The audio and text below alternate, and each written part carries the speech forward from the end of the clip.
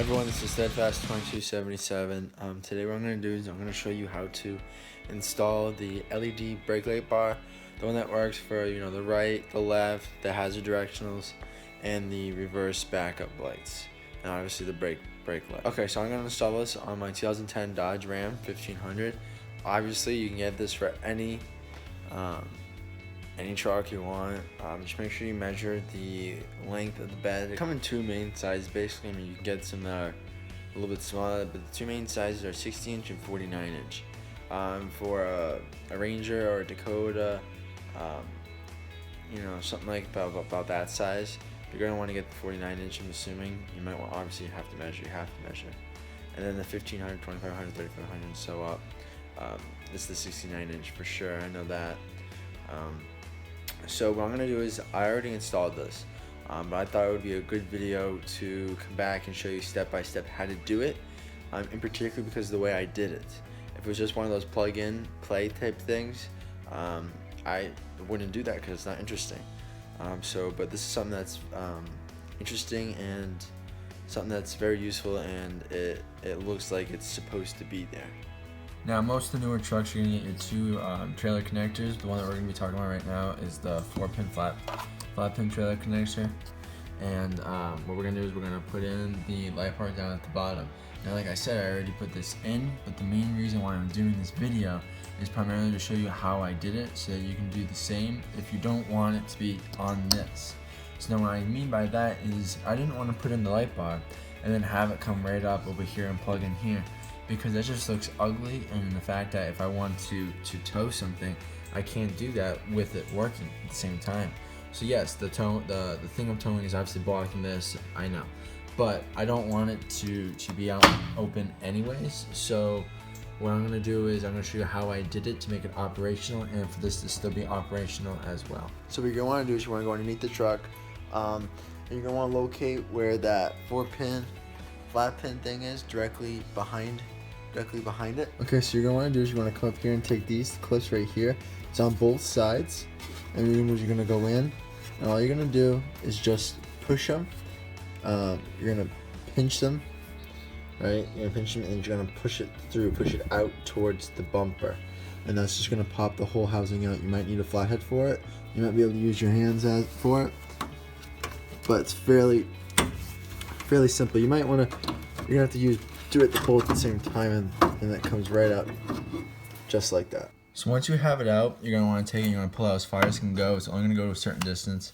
If you want to get rid of this big bulky thing, obviously there's clips right here on both sides, and you can take that right off. But the main gust is where it was right behind this. Now when you take it out, there's going to be a clip that goes around top of the wires. Just going to want to take that right off. Now once that is off, you're going to take it and I'll expose the wires for you. You're going to take the factory tape that is off. Take the factory tape off the wires. Okay, so after you've pulled it out, you got this off if you want it off, right? What I did was, and you don't have to do this because I'm telling you what it is unless your truck might be wired differently, okay? So what I did was I took my volt reader, right? I went in the cab, I put it to accessory. I turned it on and I put right directional on, and I found the ground, and I would stick it in and I would figure out what is what. Now, what you might want to do is, if you can do that as well. So what I'm going to do is I'm going to tell you what is what. Now this is my soldering. I soldered, and this blue here is wax. I put wax on it to help, keep it waterproof a little bit more. And obviously, I taped it up as well. So your green with your white with the green stripe is your right directional. Your white with your orange stripe is your left directional. Your brown wire right on top here is your ground. Now your gray wire is your power. Now, so what you're going to want to do is you're going to want to take a razor blade, right, and you're just going to want to go gently over it, and you're going to want to expose the wire. Now once you expose the wire, you're going to take the supplied wire, and you're just going, that you've cut already, you cut the 4-pin flat pin head off, and you're going to expose this wire too with the pair of wire cutters.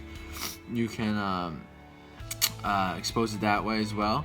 and you're just gonna solder it right in. And then once you're done, obviously you can do the wax method, or you can just tape it each individually up as well. Now once you've gone ahead and done that, before you put it all back together, you want to make sure you test it out, because maybe you have a bad connection, or maybe you flip-flop wires by accident. Maybe your truck isn't wired the way my truck is. So that's why I'm saying you might want to go ahead and do the voltmeter. So I just put it on 9 volts. Put it on 9 volts. You know, make sure it reads 00. And like I said, you know, you can find a ground somewhere on the truck, and you start probing. I found out that, like I said, brown is ground, green is right directional, orange is left directional, and the gray wire is your power wire. So that is how you do it, and then obviously you tape it all back up, you put back on this piece, you plug it right back in. You put back on this piece if you can, because of your tape job that you created. Usually you put this on first, then you tape over it. Okay, now so to do the reverse light part of the brake light bar, what you're going to want to do is you're going to choose a side. I prefer this side, your driver's side, because that is the closest to where your pin connection is. You drop the tailgate. Now in between here, you're going to have 2 screws. They might be Phillips, they might be flathead, they might be Torx bits, they might be Allen keys. You're just going to want to make sure that, usually it's Torx for Dodge. You're just going to take it, you remove it off, just like so. You can take these off, the top one, because you're not going to use the top. Depending on which one yours is, mine's on the bottom, my backup light, yours might be on the top. But just to help, give you some slack, take whatever one is just your brake light off. So that way you have, a little bit more free play here. So what we're gonna do is, I have my backup camera hooked up to this as well, obviously to notify me that I'm in reverse, so it knows, so it goes into it. So what you got here, this is the white wire that was supplied with the brake light bar. It comes off the left side of the bar. Now what you're gonna do is you're just gonna go right into the wire that is going to be your power. Now it's pretty self-explanatory, pretty simple which one it is, because there's only 2 wires here. You got your black, which is your ground, and then you have your white with the red stripe, and that is obviously going to be your power. So what you're going to do is you're just going to take it, you're going to do like what I did over there, you're going to take the razor blade, you're going to slightly go over it, you're going to solder it in, and you're just going to tape it back up as well. Now once you're done with doing that, like last time, you're going to want to test it out to make sure that the backup works as well. Now make sure you very carefully tape it up so that it doesn't get wet from anything. Plug back in your brake light bar, your backup, your brake light, and do the same steps you did with taking them off with putting them back on.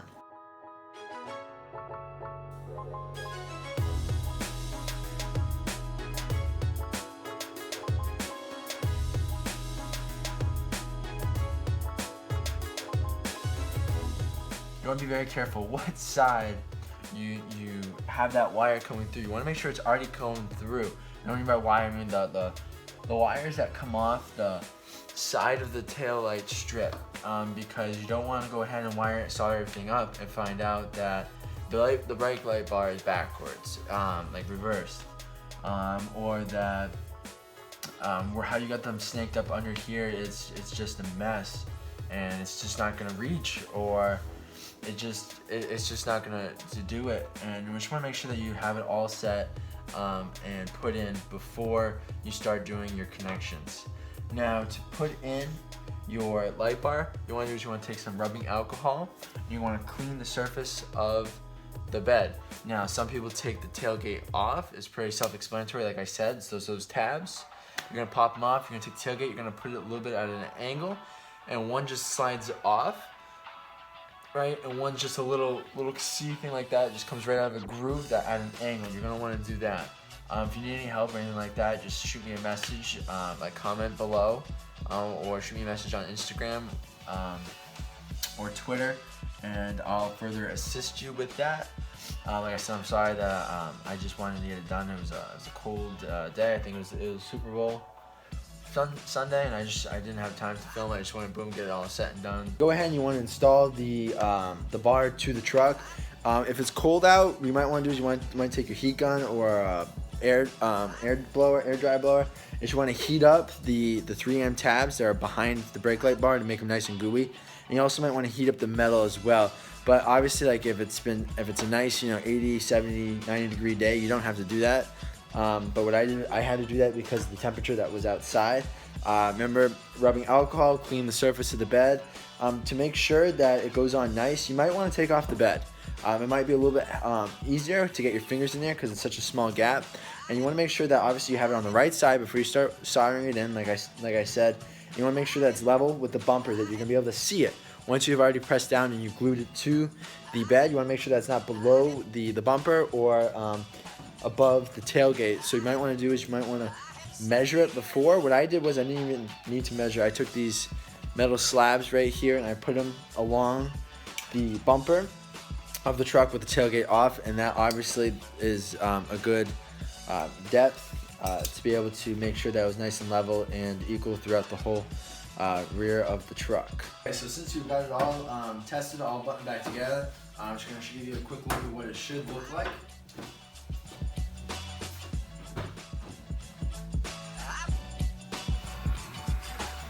Your right directional, your left directional, the brake light bar, the hazards,